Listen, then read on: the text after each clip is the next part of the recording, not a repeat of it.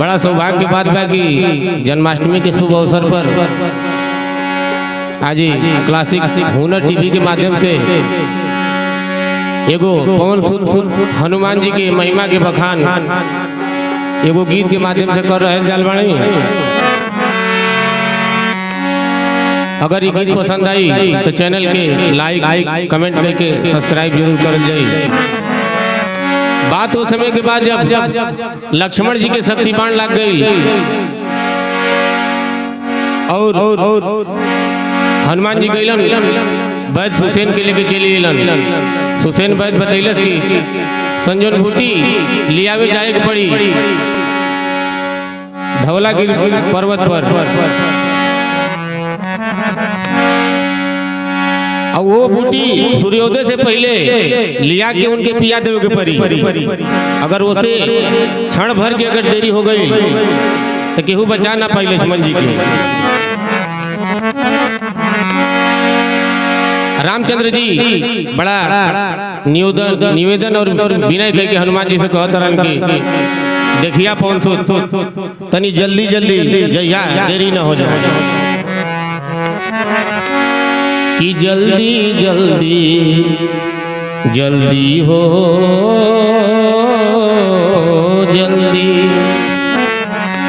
कि जल्दी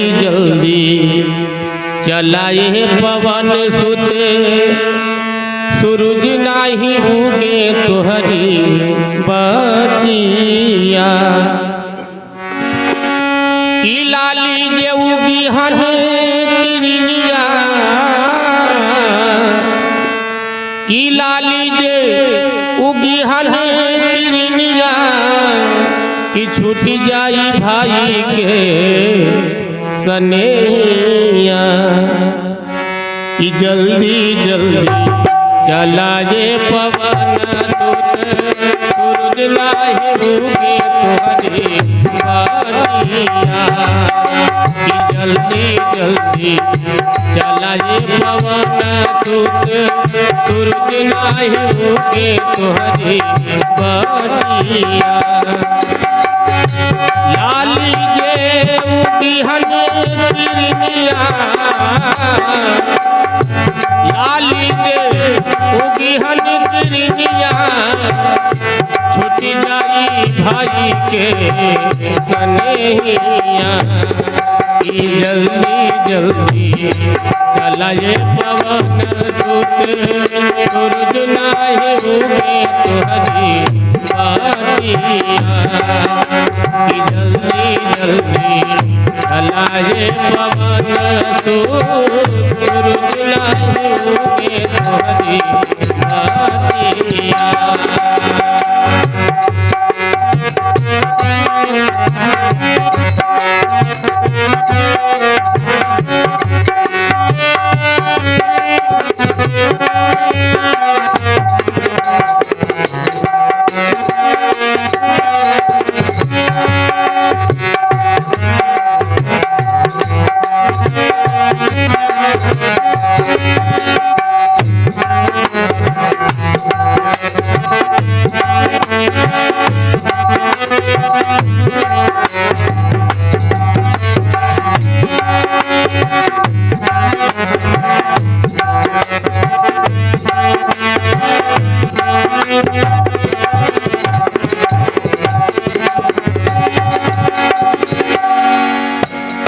और रामचंद्र जी कहता रहन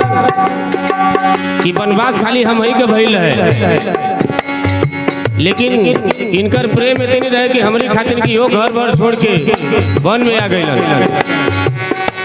भाई खातिर छोड़ले माता के भवनवा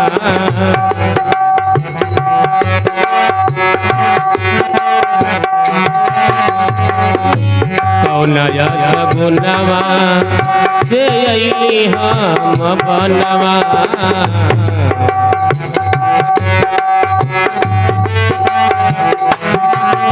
भाई खातिर छोड़ल की माता के भवनवा कौन सगुनवा से अइली हम बनवा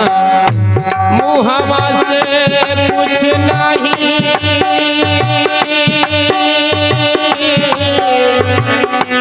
मुहावा से मुहावा से कुछ नहीं मुहावा से कुछ नहीं बोले मुहावा से कुछ नहीं बोले बंद करिए हलन दोनों काकिया कि जल्दी जल्दी चला ये पवन सोते सूरज नाही उगे तोहरी बाटिया कि जल्दी जल्दी चला ये पवन सोते सूरज नाही उगे तोहरी बाटिया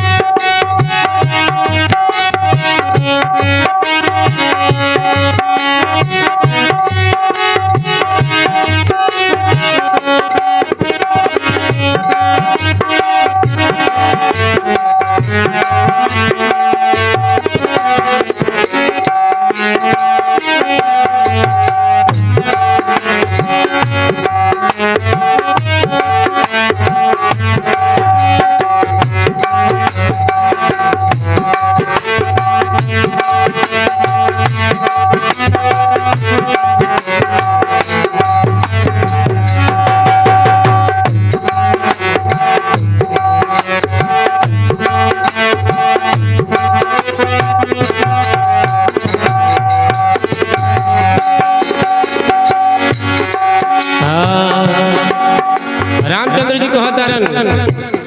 कि अगर हमार भाई अगर जिंदा ना होई तो हम अयोध्या में कौन मुँह लेके जाए अरे कवन मुँह लेके जाए माता के भवनवा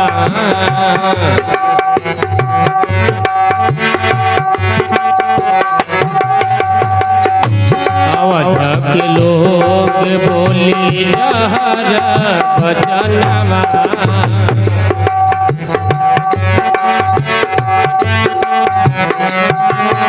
कवन मुँह लेके जाइब माता के समनवा अवध के लोग बोली जहर बचनवा नारी खातिन भाई के गंवले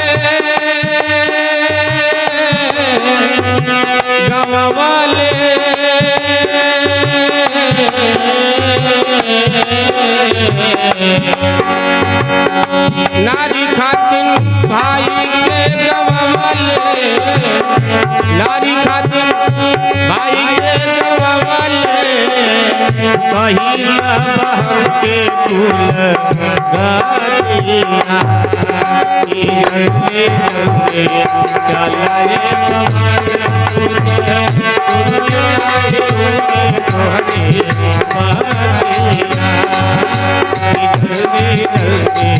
चला ये पवन सूते सूरज नाही उगे तोहरी बाटिया अरे लाली के मुगी हरे किनिया लाली के मुगी हरे किनिया छूटी जाई भाई के सनेहिया जल्दी जल्दी चलाए पवन सूरज नाही उगे तोहरी बाटिया जल्दी जल्दी